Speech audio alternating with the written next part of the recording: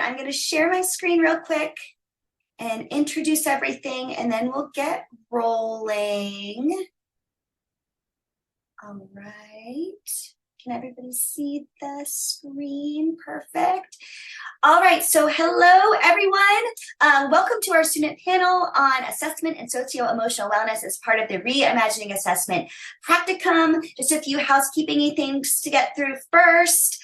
Just a reminder that we'd love for you to give us feedback on the feedback and insights boards for the practicum, which you can access through the Canvas site. Our colleagues leading the practicum are going to use these thoughts to address your needs, make timely adjustments, and practicum structure and delivery as needed. So give us any thoughts at all on this session. We'd love to hear them on the feedback board.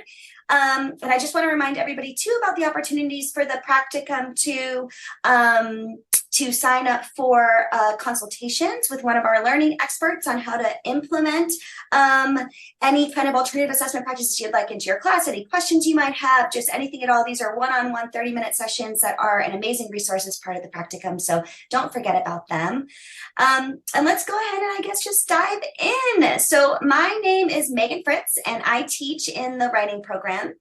And I just want to give everyone a little bit of context around how this panel came to be before we get started. So way back during the beginning of the pandemic in spring of 2020, some of you may remember that for the first quarter of the pandemic, Northwestern switched to a pass, no pass grading system for that quarter. And at first I was really aggravated about it because I thought in order for a student to pass a class, they only had to earn like 65% or something. And it's like, what was even the point? Students aren't going to care about this.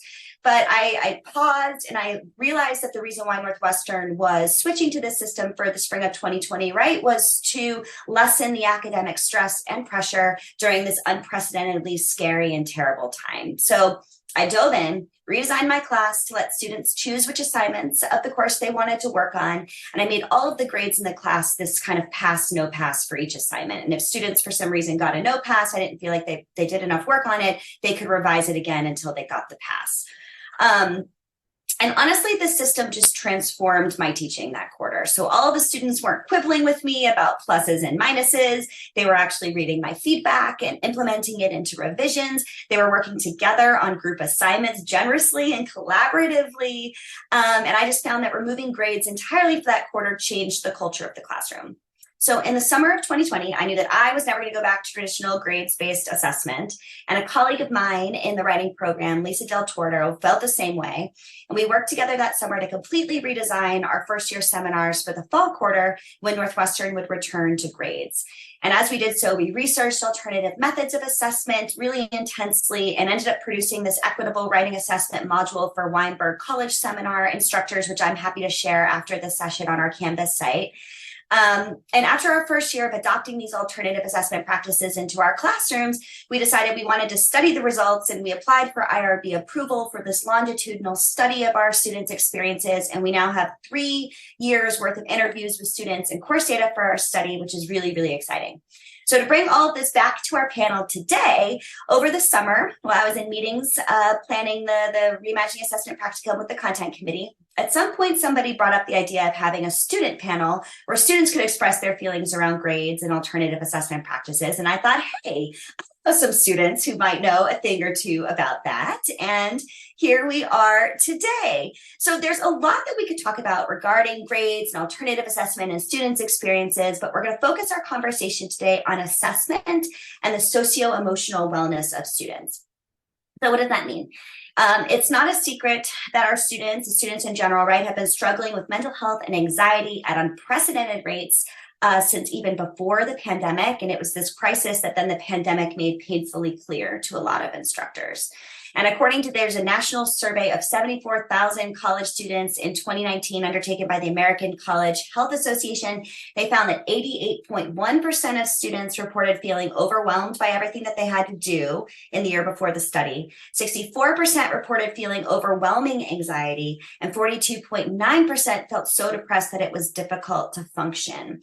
There was another study in the 2019 annual report of the Center for Collegiate Mental Health, which reported with like 83,000 students. Similar thing, 62.7% of that study reported experiencing anxiety and depression. So these findings correlate with specific data regarding the classroom. So that 2019 American College Health Association survey found that 87% of students reported feeling overwhelmed by academics at some point during the school year, and 85% reported feeling mentally exhausted, which is kind of a really stark number to process.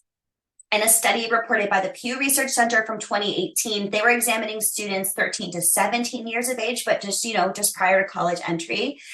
They discovered that academics were by far the largest stress that students experienced, with 61% reporting that the pressure to get good grades caused the most stress, whereas other pressures that we might think of teens dealing with, like looking good and fitting in socially, right, those fell well beyond the academic stress that students were experiencing.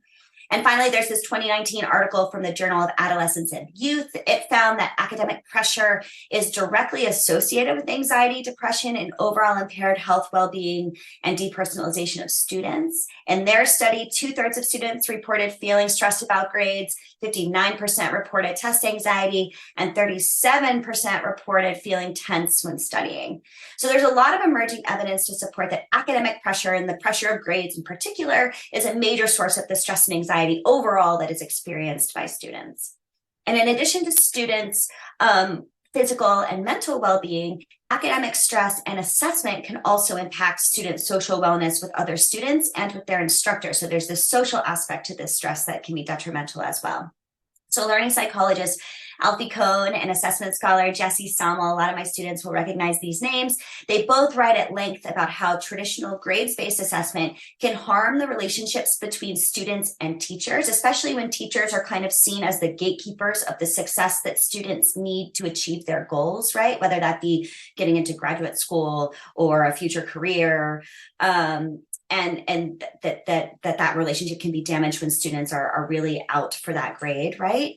And with students as well, right? So grades create this kind of competitive environment in the classroom, especially when students are graded comparatively or via a curve, and it creates this competitive atmosphere rather than a supportive and collaborative environment. So grades can actually hurt the social relationships that students can form in a class, both among each other and among themselves and their professors. But that's enough for our scholars for today. We are going to talk to students about what they think about all of this. So here's how my vision for how this is going to work. So I've invited several of my former students and several of Lisa's and my former research assistants who are studying the alternative assessment project with us, right, to answer questions for you today. I've prepared like half a dozen or so questions. Students have chosen which ones they'd like to speak to. So I'm going to ask the questions and kind of call on them. As I call on them for the first time, they'll introduce themselves. We'll try to get through as many of the questions as we can and leave some time for questions from faculty here at the panel as well. Does that sound good? Everybody feels ready? Okay, awesome. Well then, students, let's dive in. Sorry, I have like 900 tabs open as always. All right, so our first question is, how would you describe the culture around grades at Northwestern? And I'm just going to read from the list, if that's okay with all of you. So Maya, you were down first. Do you want to take the first stab? Sure, yeah. Thank you, Professor Fritz. So hi, everyone. My name is Maya, she, her pronouns. Are we doing anything more than that for intros? Maybe just like major year. Keep it simple. Yeah, I am a third year studying human development in context and sociology. And when I first got to Northwestern, of course, a lot of us are coming out of really competitive high schools. That was definitely the case for me. And when I got here, I thought, okay, you know what? Like my grades in college are going to be so much like, it's going to feel so much less pressure than high school. Because in high school, you're constantly working towards like your college applications. But when I got here, everyone was like, okay, now you need to worry about your GPA. And your GPA is made up of your grades and like all the classes that you take and things like that.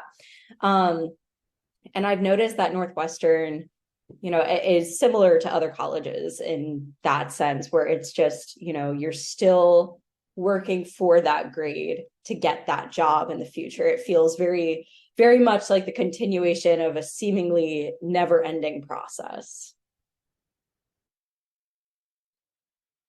Yeah, thank you, Maya. I think a lot of our students can relate to that. Autumn, do you want to chime in? Yeah, I'm Autumn. I'm a second year studying cognitive science in Weinberg, and I definitely agree with Maya. It depends on what like class you're in, but a lot of classes actually like show you grade distributions, like including like I just took an exam where I could see where I fell on the distribution, who was the high, who was or not who, but what was the high, what was the low, and what was the mean. And so even though in my personal life, I try to center myself around people who don't have a toxic attitude around grades. It's still an overwhelming part of the culture because you're constantly being shown where you fall. And so it's hard to ignore that competitive side of it if you're seeing exactly where you're comparing to other students. So yeah, that competitive part, even though I try to ignore it and want to ignore it, it's hard to ignore. Paige, you want to chime in? Yeah, hi, I'm Paige. I'm also a second year. I'm studying psychology and LOC, learning and organizational change.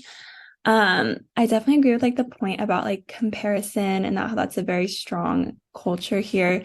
I think like specifically like with like distro classes that we take, I think there's like a lot of focus on how like you should take like the easy A like distros. And that was like jarring kind of freshman year because like actually going through those classes, it was like none of these are like easy A's that like people talk about. And so then that like leads to a lot of comparison because it's like, oh, like I feel like I'm not working as hard as other people, or like I'm like just not as smart as other people because it's not easy for me to get like these A's. Um, and then I also think that like being in a non-STEM major like psychology, there's kind of the assumption that like things are a lot easier and that you should be striving to get all A's because you can, because you're in the field that's like non-STEM. Whereas like if people hear that you're in a STEM field, it's kind of like, assumed like that's a really hard field.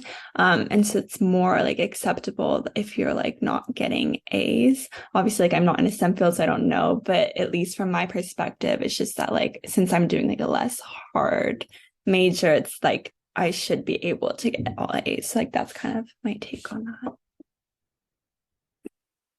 Yeah, thank you all so much. That's such an interesting point that students try to take classes that they think they can get A's in rather than maybe something that might interest you a little bit more. That's interesting. Thank you.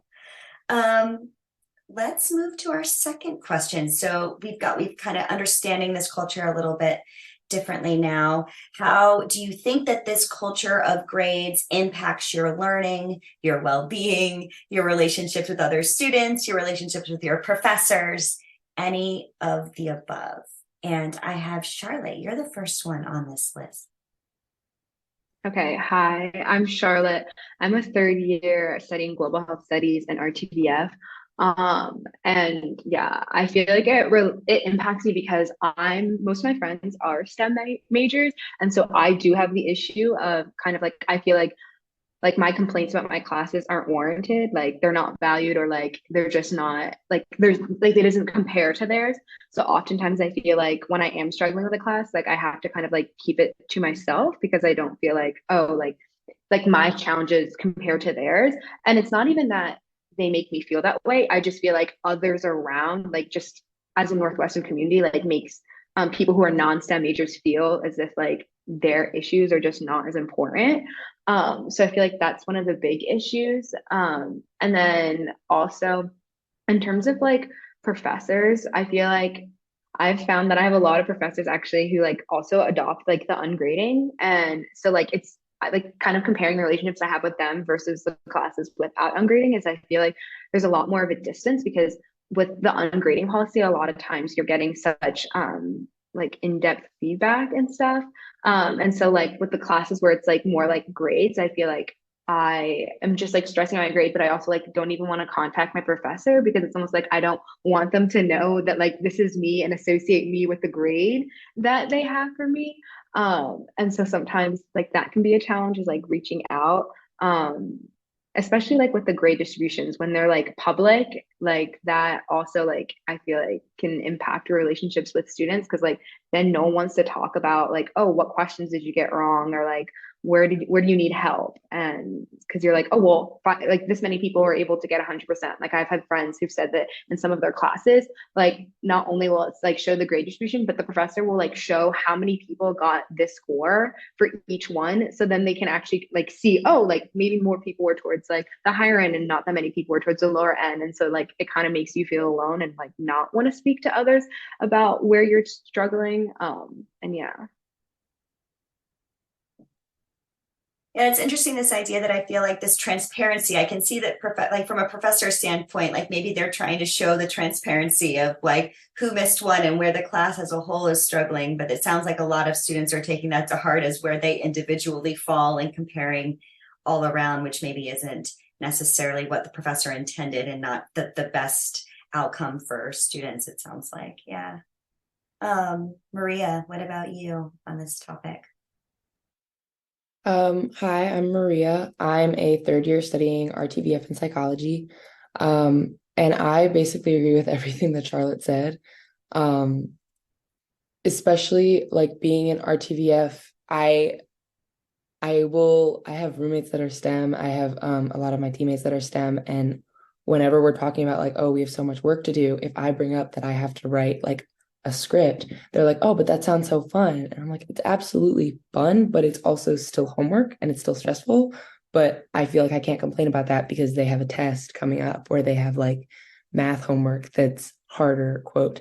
And it makes it really hard to like talk about if I am stressed out about something, because I should be having fun, even though it is still a hard class.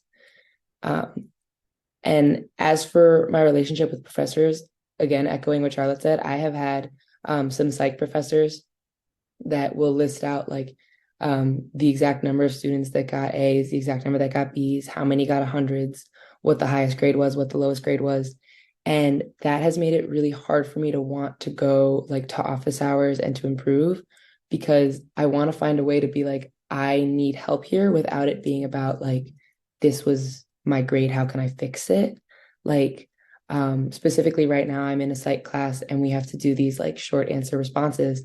And I got some points off on one and I was confused and I wanted to go ask the TA about it, but she started talking about my grade right away and how like we can't change the grade once it's done. And I was like, I don't want to change the grade. I wanted to know what I could do better next time.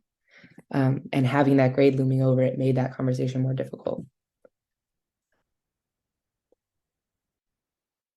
Yeah, I think that's one of the tricky things about grades too that I've found, is that they don't often communicate much information to the students. It's just it's a letter, but it doesn't really communicate what you did wrong or what you need to change, right? And I think that there is, from an instructor standpoint, students are vicious at Northwestern about their grades. Like we're constantly getting yelled at about, but from students about like, well, I want this should be an A minus, and this kind of quibbling over grades, right? But if that's the point where it's like you can't even talk about what's going wrong, it's the breaking down the conversation. That's really interesting. Yeah, I'm also really interested in this kind of disconnect in student experiences between STEM and humanities students. That might be something we might want to talk a little bit more about too. I see Cherry just popped into the chat that it sounds like the shadow of grade soured the possible discussion you could have had with the TA. Maria, yeah, that is interesting. Thank you. Okay, who else wanted to dig into this question? Emma? Amelia, hi. Amelia came in a little bit late, I think, from class. We're on the second question, Amelia. So thinking about the culture of learning or grades at Northwestern, how does that culture impact your learning, your well-being, your relationships with other students, with your professors, things like that? And then since it's your first time, will you just kind of introduce yourself and say hi? Hi, my name is Amelia or Finn. I am a sophomore studying learning and organizational change in SUSB and English. And I'm gonna just read over the question again, sorry. I think like Emma touched on a lot of the things actually. It impacts learning though and well-being, so like if I compare classes where I have experienced ungrading, which I'm very fortunate that like I have had quite a few classes, like one a quarter, that have been ungrading. I noticed that like it's like this, I both really want to do well in those classes because I care about the material. Like there's this intrinsic motivation rather than extrinsic motivation of like reward and punishment. I also kind of like morally, politically want like to prove that ungrading works. So I'm also trying to do a little bit more in those classes just to be like, look, I can motivate myself because I do really believe in those environments, but also I'm working like hard in those classes. Like I'll still be staying up late to finish something or checking my citations over and over again or really digging into things. But what I find is I actually get to be a little bit more experimental with the work I do in those classes and end up most of the time, if not every single time, coming away with a product that I am more proud of than the products I make in classes where I'm worrying about, will it hit all of the things on the rubric? Will it get me the most points possible? Because then you're playing a points game. You're not really like engaging with the learning because you're too busy making sure that you've answered every question exactly how it was worded and getting really overthinking about those. Whereas like in some of my ungraded classes, things I've done, one of my final projects was like writing a fan fiction based on scholarly works to transform the Time Machine by H.G. Wells and a villain from Dr. Hill. And it ended up with something that was like 15 pages long. It was based in research. I explained the research and how it informed what I did. And it was talking about like how we assign humanity to things and to characters in media. Or in another class, I wrote a really long short story that was like one of the best pieces of writing I ever did. And I had like that freedom to do that. And I think it takes away, and so I'm doing that experimental, I'm doing that hard work, and I'm doing it without like a lot of fear and anxiety. Like I'm not sobbing over those classes, and I feel like that should be a really important factor that we consider when talking about how to organize learning environments. Thank you, Amelia. Lovely. I feel like I wish we had like 3 hours to have this conversation, but I'm going to move us to the next question just so we can keep kind of moving along here. So how do you all think professors could help mitigate some of the academic and stress and pressure that students feel about grades? May I have you first on this one? Yeah, I think that like professors, especially like all of the professors that I've interacted with, or a lot of them, they want to be a support to you.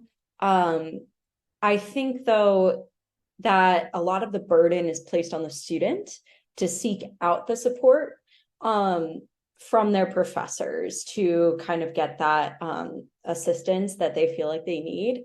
And I think that that's a little bit unfair. And I think that there should be a lot of proactivity on both sides to ensure that, you know, if a professor notices that a student, you know, maybe they wrote an assignment and it didn't really make sense, and they could reach out to the student and say, hey, I read your paper. It seems like there was a little bit of confusion here. Would you like to meet with me? Here are my office hours, or we could schedule whenever you're free.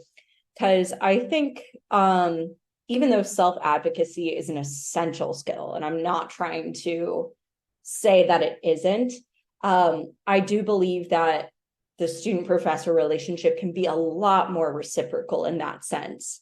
In my class, I took a class with Professor Del Torto, and she was very much, we will meet at least once a quarter to discuss how you're feeling about the class, the material you're writing. It was a constant like feedback process. And that was what made me come out of the class feeling a lot better equipped with the skills to enter college.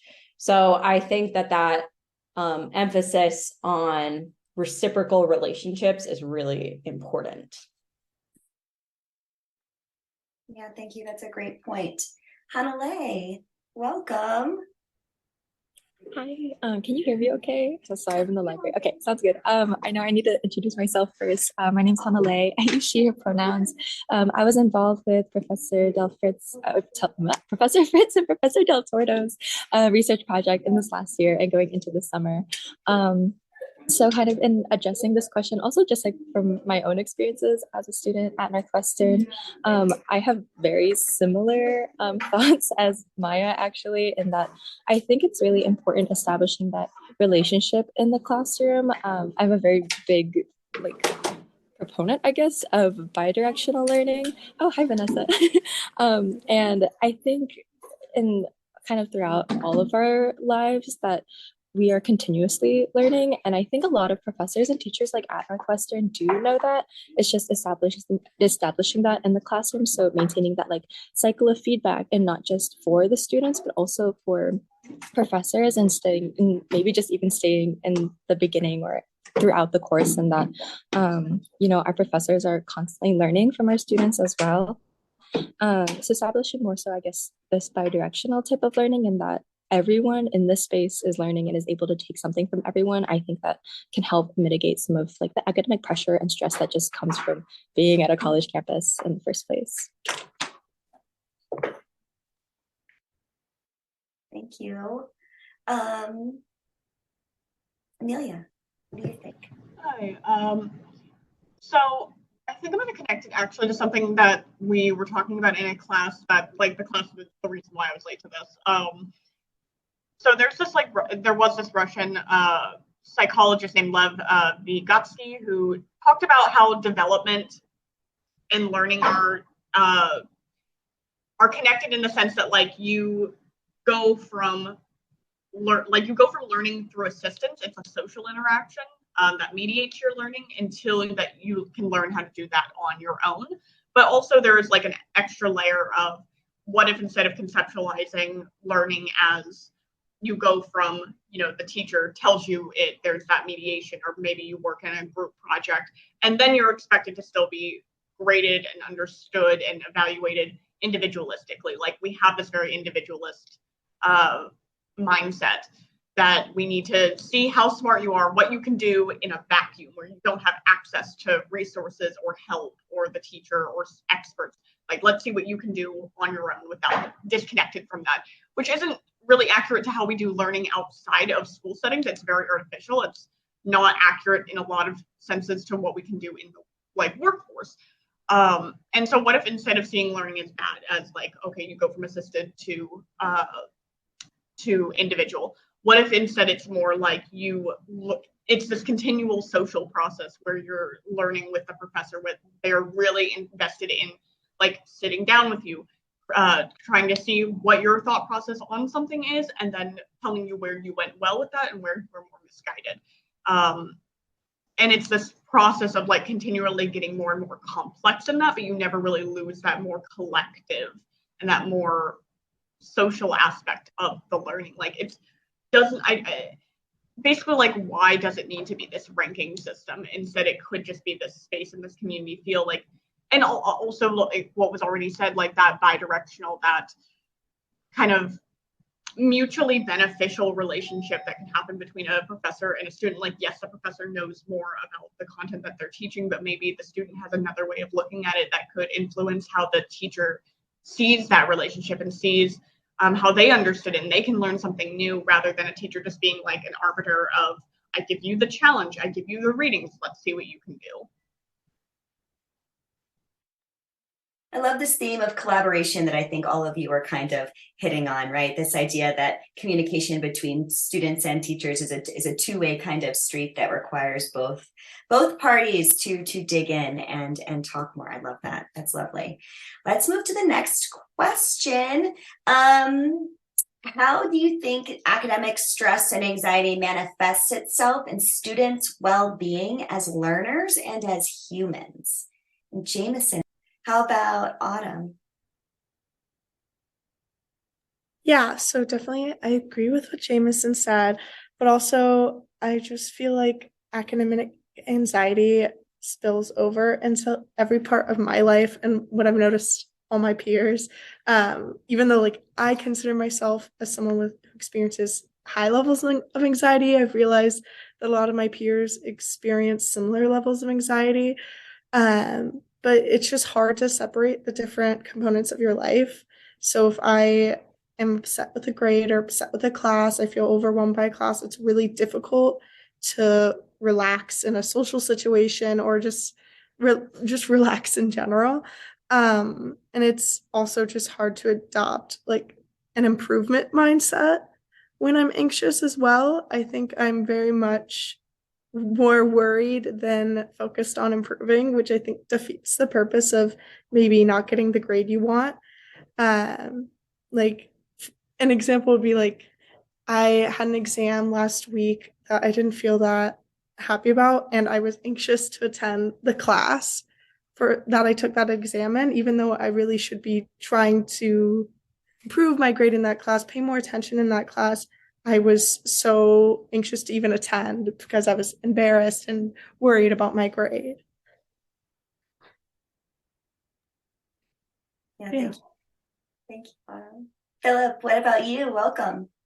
I have to say good things about English 105. This is not a tell me how great my class is. I know that you all have reflected really carefully on ungrading, but I guess the question here is, right, like how were your experiences with ungrading different, or how do they compare and contrast to your experiences in Northwestern classes that have more traditional based grading? Okay.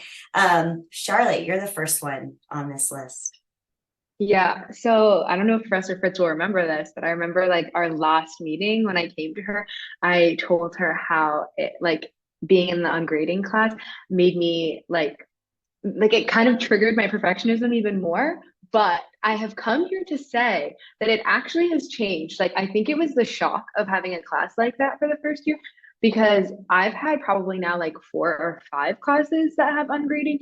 And I'd say those classes by far, like I have the least amount of stress with.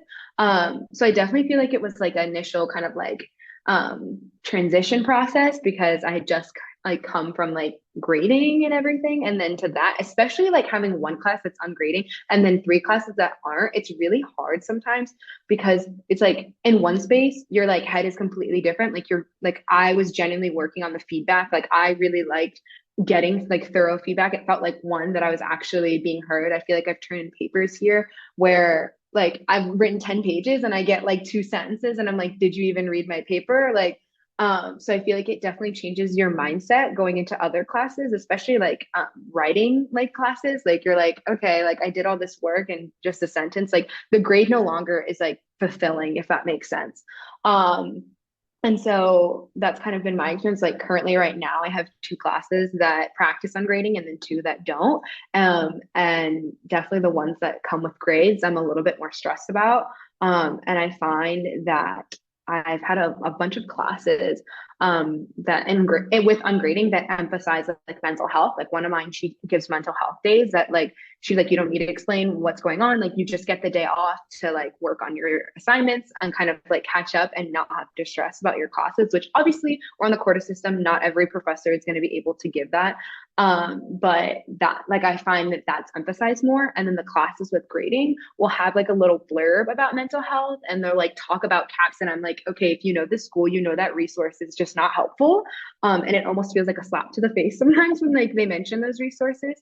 And they say that they like care about your mental health. And then it's like, but then you have these grading rubrics where it's like, you're telling me like an A is going above and beyond. And that already is going to trigger something within the students. Because it's like, oh, just me showing up and me doing my best isn't enough. I have to actually do better than what you're expecting of me. And so I feel like that's kind of going between the 2 worlds. Like that's the biggest difficulty. Like if only like all my classes could just do ungrading, I feel like then I would have a lot less stress. But yeah, that's been my experience so far.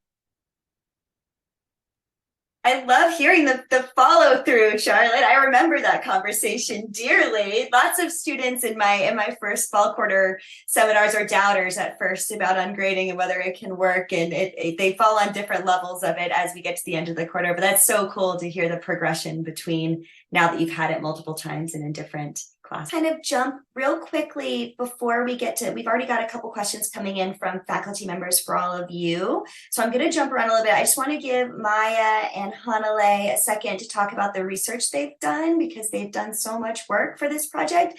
I'm just kind of curious, based on the interviews that you've conducted, the course data you've read, right? What are the big topics around stress and wellness and grading that you all see emerging from our data? This is, again, 3 years worth of course data and interviews that you all have done. What do you see emerging in terms of wellness and students?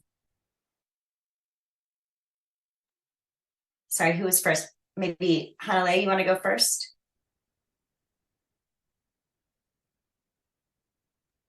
Yeah, sorry, I can. I think a lot of people have already kind of touched on it on some of the takeaways that also, like, as research assistants, we pulled from interviews or just from the data itself.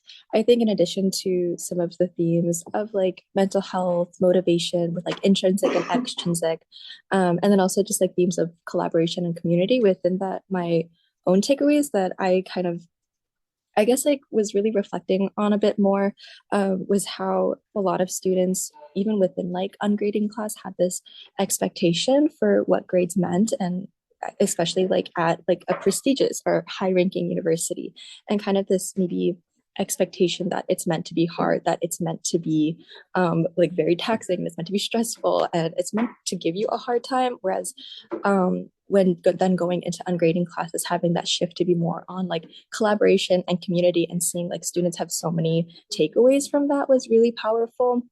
Because I think in the end, like when like I'm in like the library right now, and I feel like that community forms around like having a lot of work to do and just like the academic rigor, right? Whereas I'm kind of hoping and like wish to more so see communities that form around like learning and just seeking to learn. Whereas I think like there are like ways that those interact with one another, but I think without grades and just like this pressure to perform well, it would be amazing to instead see these communities that form around like these discussions and support for one another in like the topics that they're learning, the course content. So just like overall, like a collaboration and community, I think really stood out to me throughout all of the data, and either like how we form communities around stress with grades, but then how it can shift to community of learning and learning with one another. Thank you, Hana-Lei. Maya, you want to follow up real quick, and then we've got some questions coming in. Yeah, for sure. Absolutely agree with the collaboration aspect. I think that instead of that competition that a lot of us were talking about earlier, we definitely saw a lot of that theme of collaboration and working together throughout the interviews. A lot of the students who I got to talk to as well, they emphasized specifically like the lower stress levels, but the maintenance of high standards. So a lot of students go into these ungraded classes thinking, I'm at Northwestern, like, aren't I supposed to be, like staying up till 2 a.m. every morning, struggling to get an A in that class, or like bring my grade up by like 0.5% or something. But it kind of opened eyes to the fact that high standards don't have to be paired necessarily with that kind of stamp of approval. You can maintain your own high standards, and that internal motivation was really, really, it came through a lot. All right, thank you all so much. We had a question from Elena who had to leave, but I want to get your all's opinion so that I can send her your answers, okay? So her question was, I've been thinking about setting up a mandatory, she has that in quotes, mandatory 10-minute meeting with my students mid-quarter, just to ask them how they're doing in the course, give general feedback, etc. Do you all think that making it mandatory is a good idea, or that it should be optional? She says she's afraid that if she makes it optional, most students won't come. But is it more stressful to have a mandatory thing versus a non-mandatory? Let's do Philip, and then we'll go to Amelia. For mandatory, Amelia, what do you think? I want to preface with I'm a person who does like going to office hours and does really appreciate that that opportunity. So like I can't really speak for someone who is just absolutely terrified of going to office hours. Like I don't want, so keep that in mind as I say my piece, but I pretty much agree. Like I think that it should be mandatory. because I think that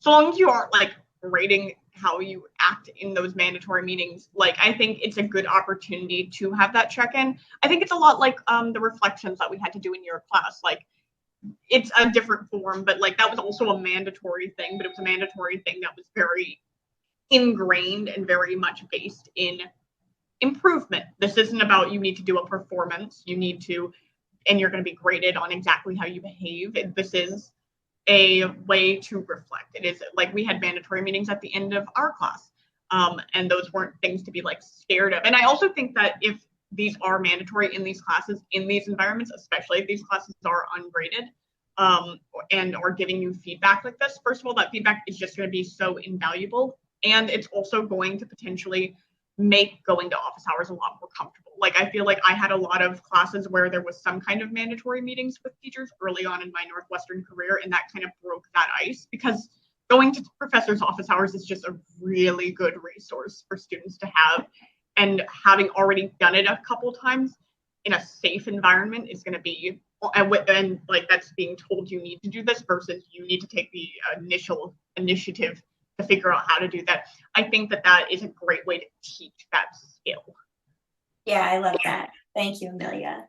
All right, we have a message. John messaged me a minute or two ago asking about, we'll take this question.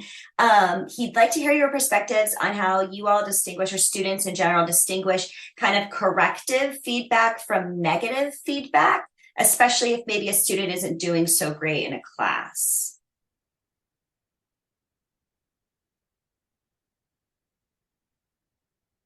Yeah, go ahead, Maria. I think for me, it definitely depends on how the grade reflects it. For example, I have this one psychology professor whom I absolutely love, because she makes it very clear that she will give grades based on she'll give you a rubric and she'll make it very clear, like, this is where the grade is coming from. And then no matter what my grade is, she'll still give me a lot of feedback, so that I know that like the feedback doesn't have to do with the grade. And in kind of separating that, I can see like she might give an A because she can see where my thought process was, or like I talk it through with her and she's like, I see that you put all of these pieces into it. That said, this is how you can make it better. And in separating the grade from the feedback, I can tell the difference between like, this is criticism about my work versus this is like criticism about the effort that I put into the work versus this is how I can help you improve in the future. Yeah, thank you. I think that's useful. Anybody else want to chime in on that one? Yeah, Paige, go ahead. It's just about like how we receive and feel about feedback in general. I think that like feedback historically for me has been like very just like emotionally charged. Like I take feedback like very like to the heart. And like especially from like my professors, like I'll like look at it and like take it like I'll think about it a lot. And so it's like I think knowing it's helpful for professors to know that like their words like have a lot of like power like in our lives. One time, I think like freshman year, I was talking to like my professor about a paper I'd received, and like she had given like a sentence of feedback, but I'd like thought about it for a long time because it was just she was like, oh, you need to really work on this or whatever. And I just was like kind of like a little emotional about it. And it seemed like she didn't really understand like why I would like have like emotional response. So I think there was kind of like a gap of understanding there. Yeah, thank you. Go ahead, Maria. Yeah. I also just want to add really quickly, to kind of echo what Paige said about taking it really personally. I think it goes a long way when professors add even just like one or two good comments, like positive, like this sentence worked or this over here worked really well.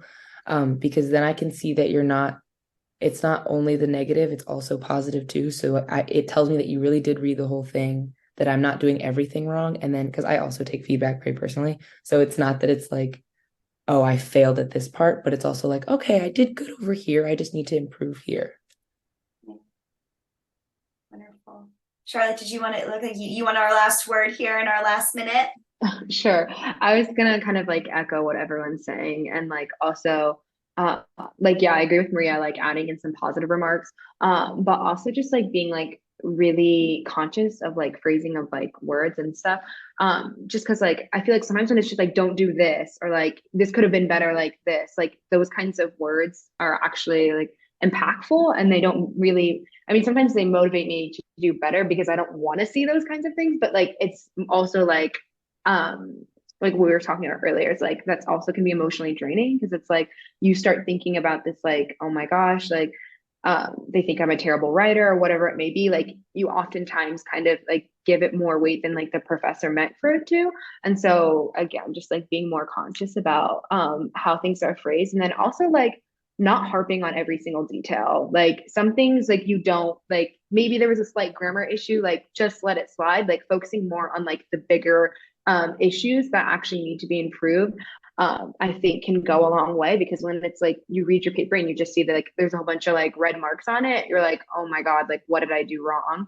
And if you had more like, oh, like these are 3 areas I feel like you could improve on, and like also being like if you want to meet like I can help you out with that kind of stuff like that, so it's not just like you gave them feedback and then that's it. Like I would love if professors more often would do multiple drafts of assignments. I feel like that would be really helpful because sometimes it feels like you put in all this work and then sometimes you do get feedback but then it goes nowhere and it's like okay, how am I supposed to improve if this is like a very specific paper where not every single thing that you're telling me I can apply to the next paper or the next assignment. So if that could be incorporated too, I feel like that would show to students that professors actually do care about their work and about them improving. And obviously I'm aware that it, like being a professor here and like grading all the students is like super stressful, but I feel like sometimes that can get lost where like they don't realize how important their words are, like how there are students who want to genuinely improve their work. It's just they don't have the opportunity to. Thank you so much, Charlotte, and everybody. Yeah, thank you, Un, as well. We're doing a whole session on feedback in a couple weeks for the practicum, so stay tuned for that. And thank you so much, students, for coming and talking with us today. It's been so lovely to see you. I appreciate your time. And if anybody has any questions, feel free to reach out to me. Yay. Good work, everybody. Thank you. Good to see you. Thank you. Thank you all.